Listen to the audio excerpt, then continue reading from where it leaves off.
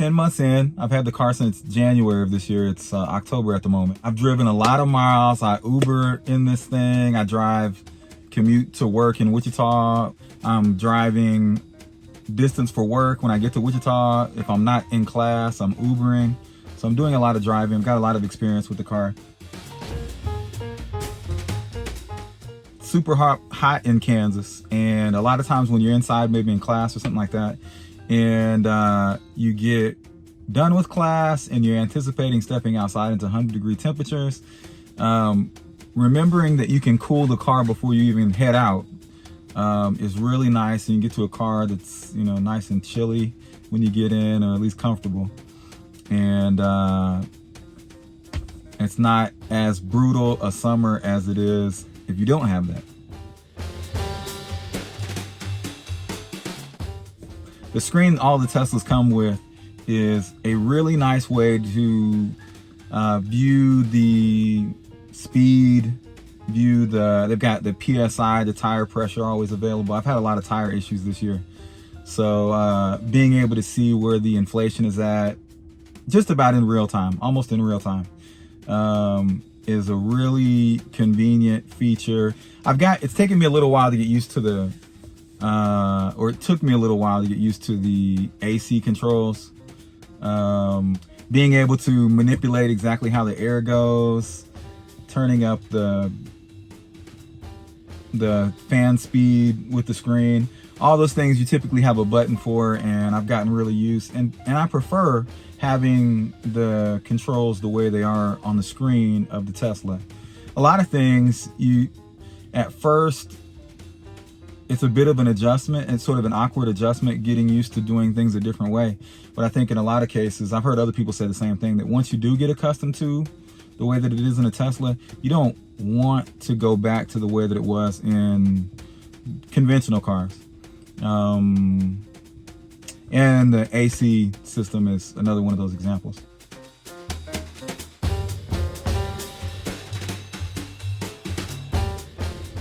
It's really nice, especially when you're driving through an area with a lot of big buildings.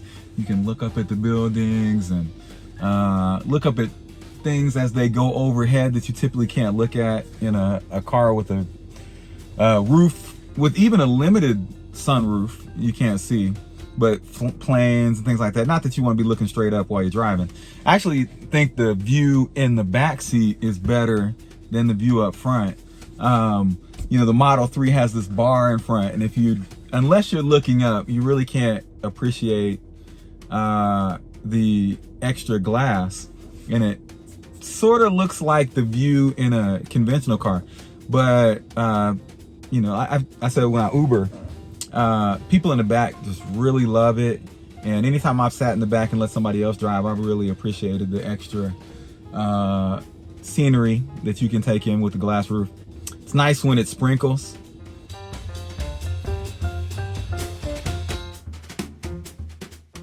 When you take your foot off a off the gas in a ICE vehicle, the car keeps coasting.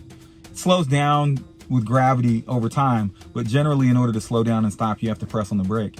But with a Tesla, the second you let off of the accelerator pedal, the car starts to slow down, and you can come to a complete stop pretty quickly.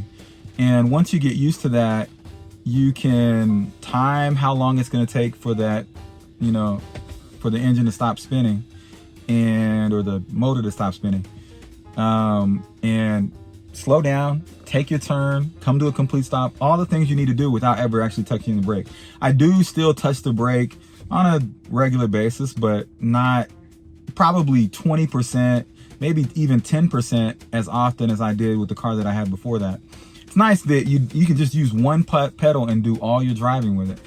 I find that it makes the experience of roundabouts better. It's easier to adjust your speed.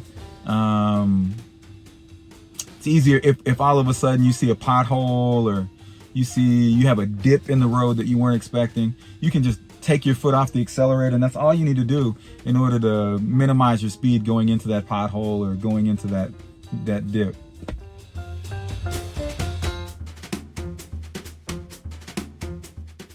the number one thing I'm most pleased with the Tesla is the speed. It's surprising I haven't gotten a speeding ticket yet, because I like to do the burst of speed fairly often, and I do a lot of driving. I've had the car for 10 months and I've already put 50,000 miles on it. So I do a lot of driving and haven't been, well, I got pulled over a couple times, but didn't get ticketed for it. It was just a little bit of a warning. But being able to merge into traffic easily, being able to get around, if you've got a 1-lane highway and you've got oncoming traffic in the next lane, to get over and get around the car in front of you easily without a whole lot of waiting for the car to get up to speed. And you can get up to 80 really quick in front of the car that you're trying to pass pretty easily. That has been the most fun thing about driving the car. That and the one pedal driving I really like, but the speed compared to the car that I had before, it's just much faster. And this is the base model Tesla. This is the LFP model, which lacks a little bit of the pop of the other battery configuration, but it's still fast, and it's still faster than any car I've had before it. It's still, you know, when I give Uber rides, I'm constantly seeing people are constantly amazed at the pop the car has. I don't show it off for everybody, but some people seem to get a kick out of it, and so I'll show them, you know, a little bit of punch of, you know, what the car can do. But yeah, it's a lot of fun to drive because of the speed.